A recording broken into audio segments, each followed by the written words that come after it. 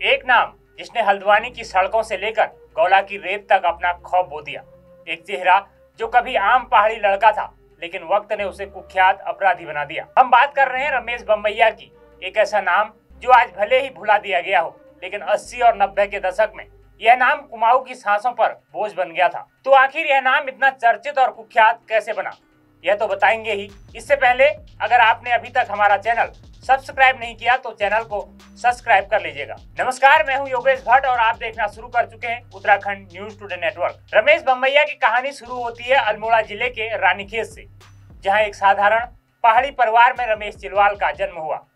रमेश की मां खेती बाड़ी करती थी और पिता मुंबई के एक अस्पताल में नौकरी करते थे। आर्थिक मजबूरियों के चलते रमेश भी बेहतर जीवन की तलाश में मुंबई तब बॉम्बे पहुंचा। वहां शुरू में ऑटो रिक्शा चलाने का काम किया, लेकिन जल्द ही उसकी नजर शहर के अंडरवर्ल्ड पर पड़ी। उस दौर पर बॉम्बे में पुलिस से ज्यादा दबदबा अपराधी गिरोहों का था। मुंबई में रहकर रमेश का उठना बैठना नकारात्मक तत्वों के साथ होने लगा। धीरे धीरे वह छोटे मोटे अपराधों में शामिल हुआ।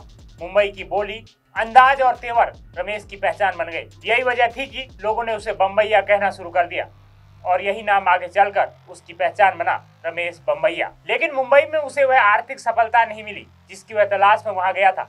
इसलिए कुछ साल बाद वह अपने मूल क्षेत्र हल्द्वानी लौट आया। यहाँ उसने शुरुआत में काठगोदाम के शीशमहल इलाके में ऑटो रिक्शा चलाना शुरू किया, लेकिन रमेश के इरादे इससे कहीं बड़े थे। हल्द्वानी के पास बहने वाली गौला नदी में हो रहे अवैध खनन के कारोबार पर रमेश की नजर पड़ी। बम्बैया को इसमें अवैध तरीके से धन कमाने का जरिया दिखाई दिया।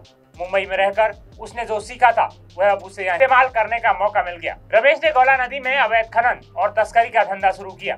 देखते ही देखते वह इस कारोबार में सबसे प्रभावशाली नाम बन गया। उसकी अनुमति के बिना कोई भी इस क्षेत्र में कदम तक नहीं रख सकता था। जो भी उससे टकराने की कोशिश करता उसकी जान तक जा सकती थी। रमेश की पहुंच इतनी थी कि स्थानीय पुलिस अधिकारी तक उससे नजराना लेते थे। बम्बैया का खौफ और दबदबा लगातार बढ़ता ही गया।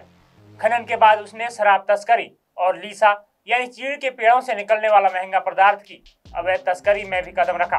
अब बम्बैया का कद हल्द्वानी नहीं, पूरे कुमाऊं में अपराध के क्षेत्र में बड़ा हो गया। राजनीति में भी उसने अपनी किस्मत आजमाने की कोशिश की, लेकिन सियासत में उसे सफलता नहीं मिली। फिर भी उसका प्रभाव इतना था कि स्थानीय स्तर पर नेता और अधिकारी उससे सीधे टकराने से कतराते थे। लेकिन कहते हैं हर ताकतवर अपराधी की दुश्मनी होती है। इसी तरह बम्बैया के भी दुश्मन थे और इनमें सबसे बड़ा नाम था प्रकाश पांडे उर्फ पीपी। प्रकाश पांडे उत्तराखंड और मुंबई में अंडरवर्ल्ड से जुड़ा एक बड़ा नाम था। कहा जाता है कि उसने 3 बार कराची जाकर अंडरवर्ल्ड डॉन दाऊद इब्राहिम पर हमला करने की कोशिश की थी। हल्द्वानी और गौला क्षेत्र में रमेश का वर्चस्व देख प्रकाश ने भी यहाँ कदम रखने की कोशिश की। दोनों के बीच वर्चस्व की जंग इतनी बढ़ गई कि बात सीधे गोलीबारी तक पहुंच गई। एक बार प्रकाश ने रमेश पर सड़क पर ही हमला करवा दिया। हमले के बाद पीपी हल्द्वानी को छोड़कर भाग गया। इस घटना के बाद रमेश बम्बैया फिर से इलाके का अपराध का सरगना बन गया। लेकिन जैसे जैसे बम्बैया की ताकत बढ़ती गई, वैसे ही उसका लालच भी। इसी के चलते उसने एक और दुश्मनी पाल ली। यह रंजिश थी जोशी बंधुओं से। गौला नदी के अवैध खनन में जब जोशी भाइयों का हस्तक्षेप बढ़ा तो रमेश ने इसे खुद के लिए सीधा खतरा माना। गुस्से में आकर उसने पहले पवन जोशी की हत्या कर दी, लेकिन जब छोटा भाई विनीत जोशी भी पीछे नहीं हटा तो उसे भी अपनी मौजर से गोली मार दी। यही वह मोड़ था जिसने रमेश के पतन की शुरुआत कर दी। विनीत की हत्या के बाद शहर भर में बम्बैया के खिलाफ माहौल बन गया। भारी दबाव के चलते पुलिस को उसके खिलाफ कार्रवाई करनी पड़ी।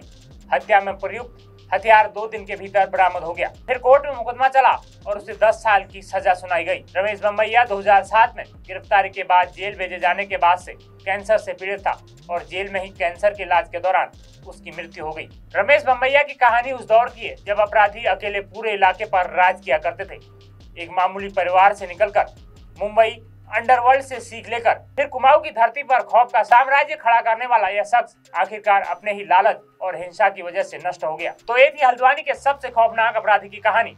एक ऐसा चेहरा जिसे वक्त ने ही नहीं, उसकी हवस ने भी मिटा दिया। अगर आप ऐसे ही रमेश बम्बैया के बेटे की क्राइम गाथा जानना चाहते हैं, जो अपने पिता के नक्शे कदमों पर चलकर आज उम्र कैद की सजा काट रहा है, तो आप हमें कमेंट्स में लिखकर बता सकते हैं।